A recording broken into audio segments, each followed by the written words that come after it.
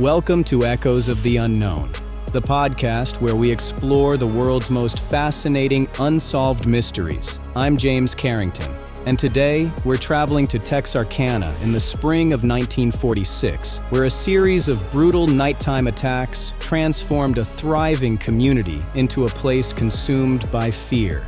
Over the course of 10 weeks, an unidentified assailant attacked 8 people, killing 5 and seriously injuring 3 others. The crimes became known as the Texarkana Moonlight Murders, and the elusive gunman earned a chilling nickname, the Phantom Killer. Texarkana was not one city, but 2, Texarkana, Texas, and Texarkana, Arkansas, divided by the state line yet closely connected by geography, commerce, and everyday life. State Line Avenue ran between them, but the people who lived there crossed from one side to the other routinely, often with little reason to consider which state they were in.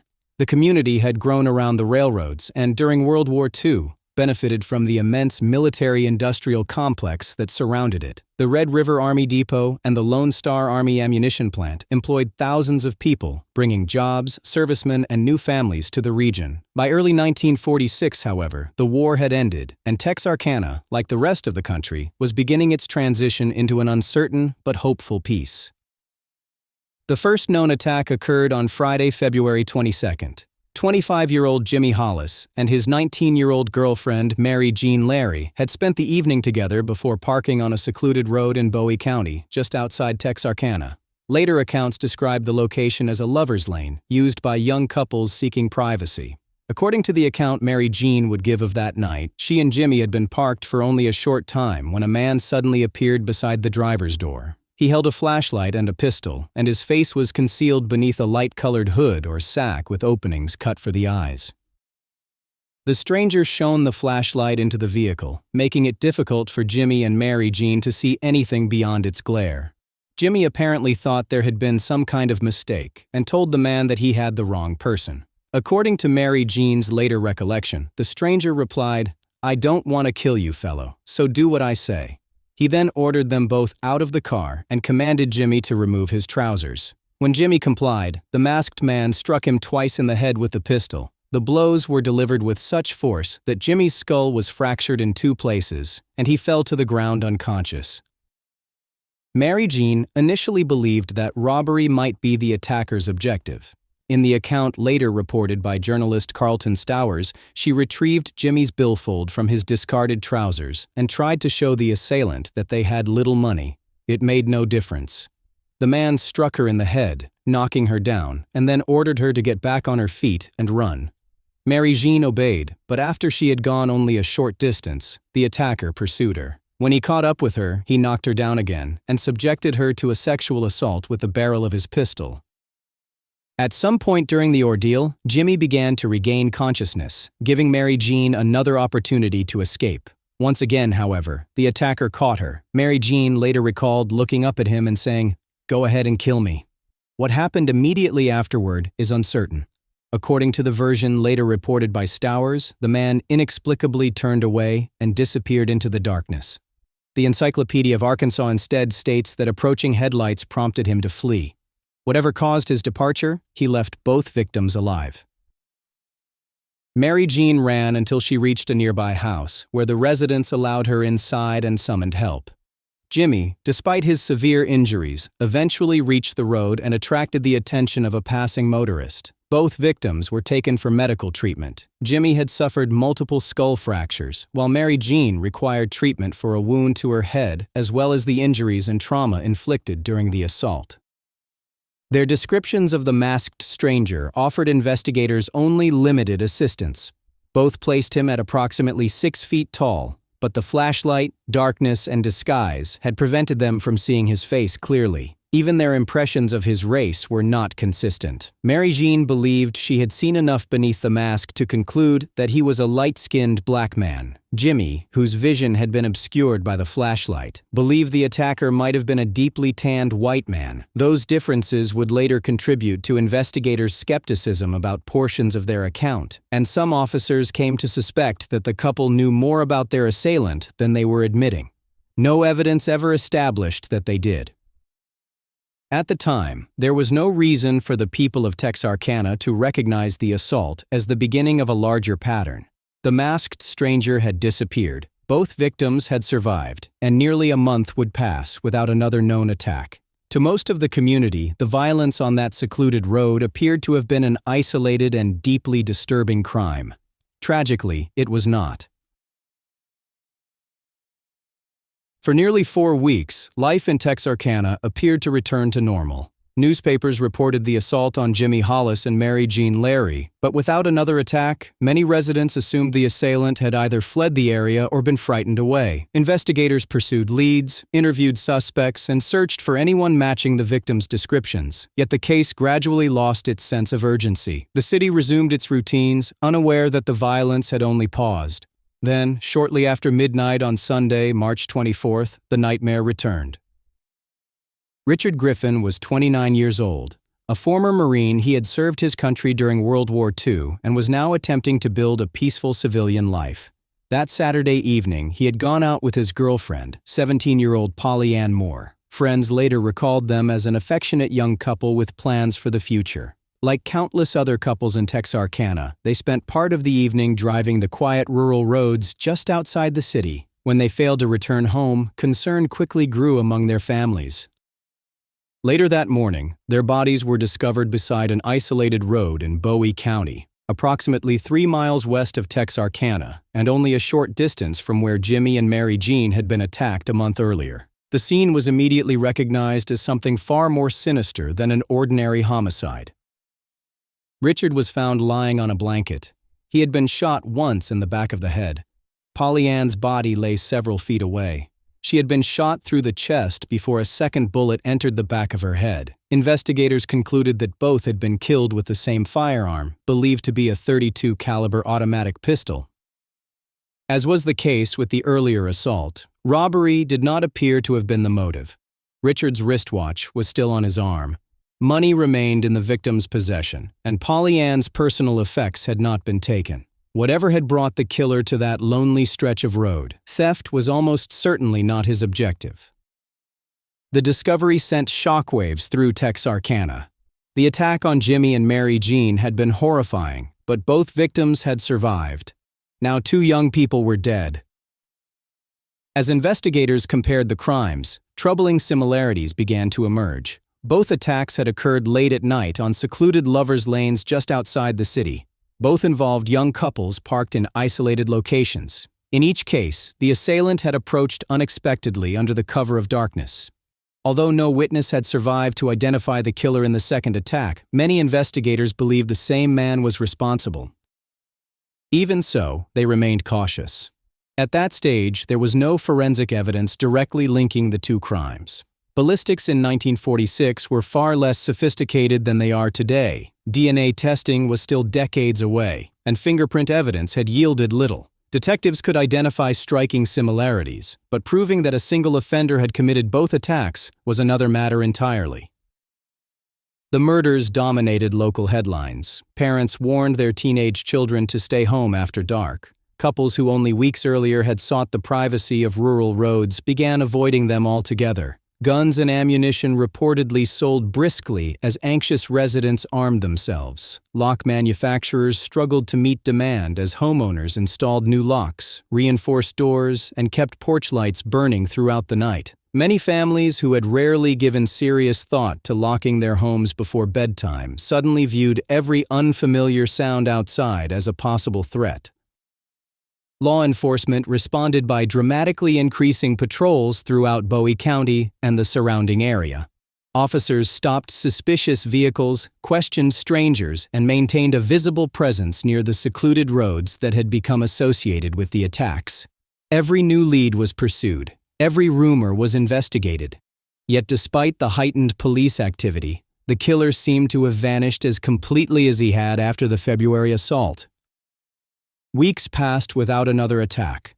Some residents cautiously allowed themselves to believe the danger had finally passed. They were wrong.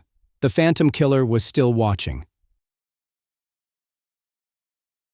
For 3 weeks after the murders of Richard Griffin and Polly Ann Moore, Texarkana remained on edge. Police patrols increased throughout the city and the surrounding countryside. Officers questioned dozens of individuals, investigated reports of suspicious behavior, and followed up on hundreds of leads. However, none of that brought them any closer to identifying the killer. Every passing day, without another attack, offered a measure of hope, but that hope was always tempered by uncertainty. No one knew whether the murderer had left the area or was simply waiting. That question was answered during the early morning hours of Sunday, April 14th. 19-year-old Paul Martin had spent the evening with his girlfriend, 17-year-old Betty Jo Booker. Betty Jo was well known in Texarkana. A talented saxophonist, she regularly performed with a local orchestra and had played that evening at the VFW club before meeting Paul afterward. Like the earlier victims, the young couple decided to spend time together after midnight, driving through the quiet roads on the outskirts of town. Sometime after 1:30 a.m., their evening came to a violent end. The exact sequence of events has never been fully reconstructed, but investigators pieced together the broad outlines from the physical evidence. Betty Jo's body was discovered first. She lay beside North Park Road, several miles northwest of Texarkana, still wearing the band uniform from her performance. She had been shot twice with what investigators identified as a .32 caliber firearm. Paul's body was found nearly 2 miles away. Evidence at the scene indicated that he had attempted to flee. Whether he ran immediately after the first shots were fired or only after Betty Jo had already been struck remains unknown. He was ultimately overtaken and killed by multiple gunshot wounds. The distance separating the two bodies strongly suggested that the killer had pursued Paul after the initial attack. Investigators quickly recognized disturbing similarities to the Griffin Moore murders. Once again, the victims were a young couple. Once again, they had been attacked on an isolated road late at night. Once again, a .32 caliber weapon appeared to have been used. Although ballistic technology in 1946 lacked the precision available today, examiners concluded that the bullets recovered from the two crime scenes were consistent with having been fired from the same weapon. Publicly, officials remained cautious. Privately, many investigators were becoming convinced that Texarkana was confronting a serial killer. Fear spread rapidly throughout the community. Residents who had once viewed the previous murders as tragic but isolated events now realized a pattern had emerged. Couples stopped parking on secluded roads. Businesses reported declining evening traffic. Hardware stores sold increasing numbers of locks, flashlights, and firearms. Newspapers published safety recommendations, while police urged residents to remain alert and report suspicious activity immediately. Across Texarkana, porch lights burned late into the night as families tried to reassure themselves that they were safe behind locked doors. The investigation expanded dramatically. Law enforcement agencies from both Texas and Arkansas worked together, assisted by the Texas Rangers and the FBI in supporting roles. Nearly 400 people were interviewed. Known sex offenders, former psychiatric patients, and recently released prisoners were scrutinized. Officers investigated anonymous tips from across the region, but almost every promising lead ended in disappointment. The inability to identify a suspect only intensified public anxiety. Rumors flourished. Some believed the killer was a transient passing through town. Others suspected a discharged serviceman struggling to readjust after the war. Still others were convinced the murderer was a respected local resident who blended effortlessly into everyday life before venturing out under cover of darkness. None of these theories could be substantiated, but in the absence of answers, speculation filled the vacuum left by the investigation. One name soon attracted particular attention. Yusuf Saad, often known simply as Joe, was a local resident whose erratic behavior and history of mental illness caused investigators to examine him closely after the April murders. He reportedly made disturbing statements that some interpreted as incriminating, and officers devoted considerable time to determining whether he could be responsible for the attacks.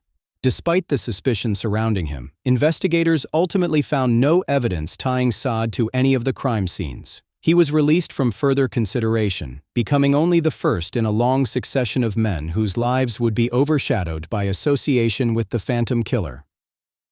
As April drew to a close, many residents believed the murderer had reached the end of his bloody campaign. 3 attacks had left 4 people dead and 2 others gravely injured. Police presence throughout the region had never been greater. Armed citizens stood watch over their neighborhoods, and the once popular lovers' lanes sat largely deserted after dark. Surely, many reasoned, the killer could not strike again. They would soon discover that they had underestimated both his boldness and his willingness to change his methods. Just 2 weeks later, the phantom killer claimed 2 additional victims. Unlike his previous attacks, however, this one did not occur on a secluded lover's lane. Instead, he brought the violence directly into an occupied home.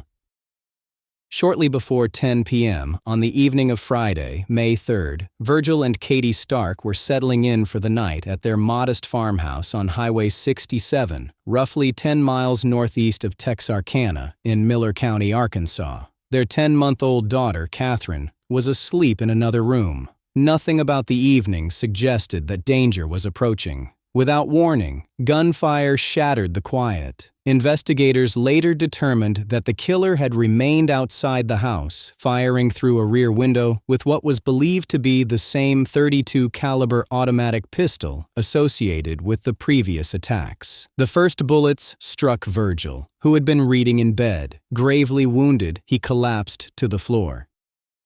Katie had only seconds to react. Despite being struck twice herself, she managed to escape the bedroom and make her way toward the front of the house.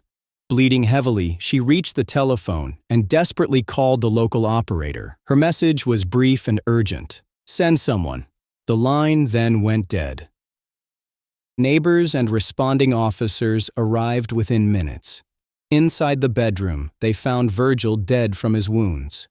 Katie, though critically injured, was still alive and was transported to a hospital in Texarkana, where physicians desperately fought to save her life. Against considerable odds, she survived. Equally remarkable was what officers discovered elsewhere in the home. The Starks' infant daughter had remained asleep throughout the attack and had not been harmed. The crime scene immediately puzzled investigators. Unlike the earlier attacks, there had been no direct confrontation between the killer and his victims, no verbal commands, no attempt to force anyone from a vehicle, and no indication that robbery or sexual assault had been motives. Instead, the murderer had fired blindly through a bedroom window, before disappearing into the darkness almost as quickly as he had arrived. Detectives searched the property for clues and found footprints beneath the rear window, along with evidence indicating that the gunman had stood outside the house while firing. Empty cartridge cases recovered near the residence were consistent with the .32 caliber automatic pistol believed to have been used in the previous murders, strengthening investigators' belief that all 4 attacks had been committed by the same individual. Yet the Stark attack also raised an entirely new question. Why had the killer changed his method? For weeks, investigators had assumed the murderer deliberately targeted young couples parked in isolated locations. The attack on the Stark home shattered that theory. Virgil and Katie were a married couple in their own residence, and nothing publicly known about them suggested any connection to the previous victims. The apparent randomness of the attack made the case even more frightening. If the phantom killer no longer confined himself to lonely country roads, then no one could confidently predict who might be next. Fear reached levels the community had never experienced. Many families began sleeping with loaded firearms beside their beds. Doors and windows were checked repeatedly before nightfall. Neighbors quietly watched one another's homes, while police received a constant stream of reports describing suspicious strangers, unfamiliar automobiles, and unexplained sounds in the darkness. Nearly every report had to be investigated because no one could afford to dismiss the possibility that the phantom killer had returned. The investigation expanded once again. Texas Rangers, Arkansas officers, and local police shared information across state lines with an urgency rarely seen at the time. Ballistics experts re-examined recovered bullets and cartridge cases. Bloodhounds were brought to several scenes. Hundreds more interviews were conducted, and the reward for information leading to the killer's capture continued to grow. Still, the investigation remained haunted by the same fundamental problem. There was no eyewitness capable of identifying the murderer, no fingerprints that could be conclusively linked to him, no murder weapon, no confession, and no physical evidence that pointed investigators toward a single suspect. There was only a series of crimes that appeared connected by circumstance, method, and ammunition, and an unknown man who seemed able to vanish without leaving behind a meaningful trail. Then, just as abruptly as the violence had begun, it ended. Following the attack on the Stark family, no further crimes were conclusively attributed to the Phantom Killer. The man who had terrorized Texarkana for more than 2 months simply vanished. Whether he died, left the region, was imprisoned for an unrelated offense, or deliberately chose to stop remains unknown. The investigation, however, was only beginning. In the weeks and months that followed, law enforcement pursued hundreds of leads. Officers interviewed witnesses across Texas and Arkansas, examined physical evidence repeatedly, and investigated a long list of possible suspects. Several men attracted considerable attention, only to be eliminated when the available evidence failed to connect them convincingly to the crimes.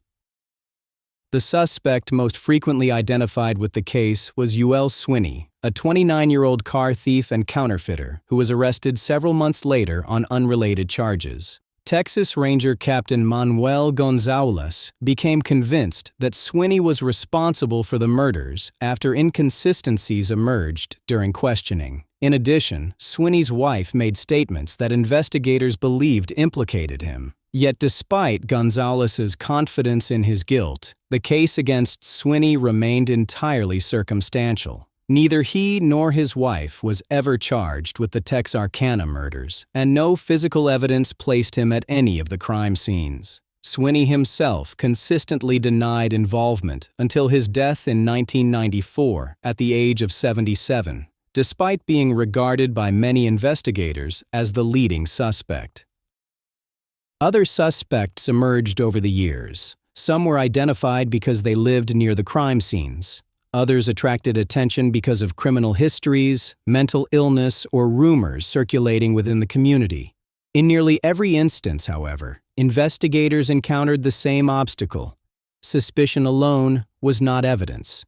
No suspect could ever be conclusively linked to the 4 attacks. Modern forensic science might have changed that outcome. Today, investigators routinely rely on DNA analysis, advanced ballistic imaging, digital databases, and investigative techniques that were unimaginable in 1946. Unfortunately, many of the materials that might have benefited from modern testing have been lost, destroyed, or deteriorated over the intervening decades. Although historians and investigators continue to revisit the case periodically, there's little reason to believe that a definitive solution will emerge unless previously unknown evidence somehow comes to light. The Phantom Killer's place in American criminal history has only grown with time. Many researchers have noted similarities between the Texarkana attacks and later serial murder cases, particularly the deliberate targeting of strangers and the apparent absence of any personal connection between offender and victim. Some writers have even suggested possible links to the Zodiac Killer more than 2 decades later, citing superficial similarities in the attacks and the later use of a hood by the Zodiac Killer during one assault. Most investigators, however, regard those comparisons as speculative, and no credible evidence has ever established a connection between the 2 cases. The murders also became part of American popular culture. In 1976, the events inspired the film The Town That Dreaded Sundown. While the movie introduced the story to a wider audience, it also blended documented history with fictionalized scenes created for dramatic effect. As a result, many people today unknowingly remember elements from the film as though they were established historical fact. Separating those legends from the historical record remains one of the greatest challenges in studying the case. What can be stated with confidence is surprisingly straightforward. Between February and May of 1946, an unknown assailant attacked 4 groups of victims in and around Texarkana. 5 people lost their lives. 3 others survived to tell investigators what they had experienced. Despite one of the largest criminal investigations the region had ever seen, no one was ever convicted of the crimes, and the identity of the killer has never been established. Perhaps that uncertainty explains why the Phantom Killer continues to fascinate us more than 80 years later. Most unsolved murders eventually fade from public memory, gradually yielding to newer crimes and newer mysteries. The Texarkana Moonlight Murders have endured because they occupy an unsettling place between history and myth. We know the victims were real. We know the fear that gripped the community was real. We know families locked their doors, armed themselves, and wondered whether they would be next. Yet the central question, the identity of the man responsible, remains unanswered. Somewhere in the darkness that surrounded Texarkana during the spring of 1946, a killer committed a series of crimes that forever changed the lives of his victims and left an entire community searching for answers. Decades later, the evidence has grown older, witnesses have passed away, and memories have faded, but the mystery remains as compelling as ever. Perhaps one day, some forgotten document, overlooked piece of evidence, or advance in forensic science will finally reveal who the Phantom Killer really was. Until then, his identity remains one of America's oldest and most haunting, unsolved mysteries. Thank you for listening to today's episode of Echoes of the Unknown. If you found this story compelling, please consider subscribing to the podcast and leaving a rating or review on your favorite podcast platform. It really does help others discover the show. Your support helps us continue exploring the world's most fascinating unsolved mysteries, one story at a time. Until next time, stay safe, stay curious, and remember, sometimes the greatest mysteries aren't the ones we've forgotten. They're the ones that refuse to let us go.